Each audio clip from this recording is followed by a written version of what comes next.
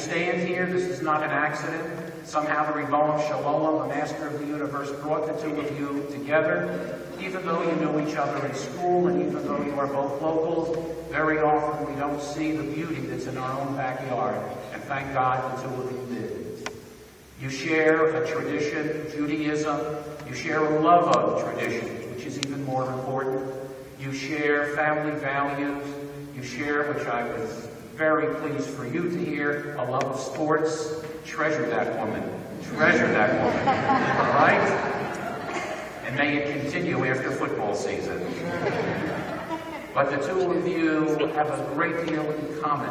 And so this is not something that we know is going to fizzle in the course of time, but it is only going to be reinforced as the days and years continue.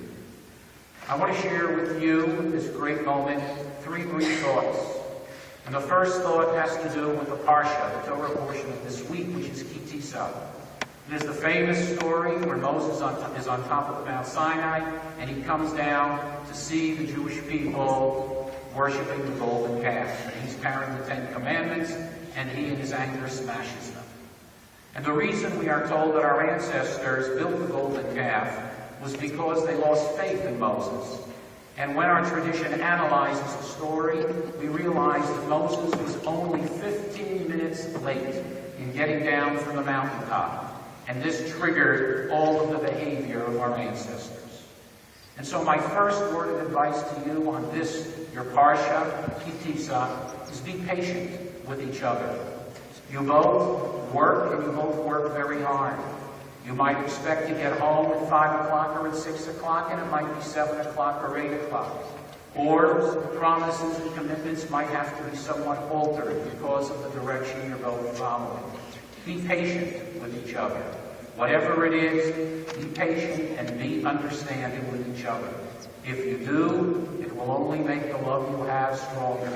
And if you don't, it will create friction, and that's nothing that helps in a relationship. Be patient. This week we also celebrate the great holiday of Purim. And we are told, Mishenichnas Adar Marti B'Simcha, when the month of Adar comes, we are to rejoice and celebrate. It is a perfect theme for a perfect couple at this perfect moment. But what we think of when we think of Purim and the celebration of the holiday are a variety of things. But the one I want you to think of the most is how everyone gets dressed up, gets in a costume, wears a mask. In a relationship, the two of you must not wear masks. You must be honest with each other. You must look at each other, heart to heart, soul to soul. Your eyes should peer deeply into each other's eyes. If there's a problem, be honest with each other. If there's a concern, be honest with each other. If there is something that is hurtful, be honest with each other. Don't wear masks and don't hide your identity from each other. If you do, the relationship will not flourish. If you don't, you will find that as happy as you are today, you will be infinitely happier a week, a month, a year from now when you look back at this moment. And my final words to the two of you has to do with your name. The tradition is that when a couple gets married, they are separate entities, but when they come together, they create something that is special and something that is different and something that has not existed yet on this planet. And that is what the two of you do. When you come together, you create something very special. Your Hebrew name is Shanan. We just take the Shanan. Starts with the letter Shin. Your Hebrew name, first name is Zachana. And it starts with a Chet. When we put those two letters together, we have the word Siach, which means dialogue, or to speak, or to communicate. What is the most important ingredient in a relationship is not just the love and not just the bringing of the presents, but rather what it is communication.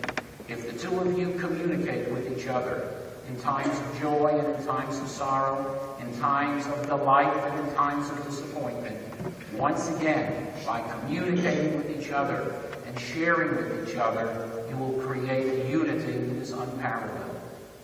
And so to the two of you, to you, Alyssa, sweet, beautiful Alyssa, and to you, Adam, handsome, good-looking Adam, I want to remind you always, do not wear masks in your relationship. Be patient with each other, and always remember, no matter what, to talk with each other, to communicate with each other, and in that fashion, you will build a Bayit Ne'eman Israel.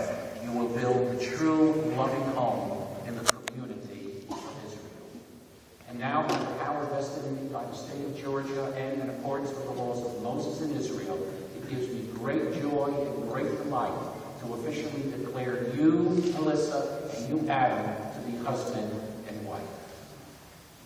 Yivarechecha Adonai v'yishmerecha, Yo'er Adonai panav elecha v'yichunecha, Yisa Adonai panav elecha v'yasein lecha shalom. May the Lord bless you and keep you. May he cause his countenance to shine upon you and be gracious to you. And may he give you a long, happy, loving life together, as we all say. Amen.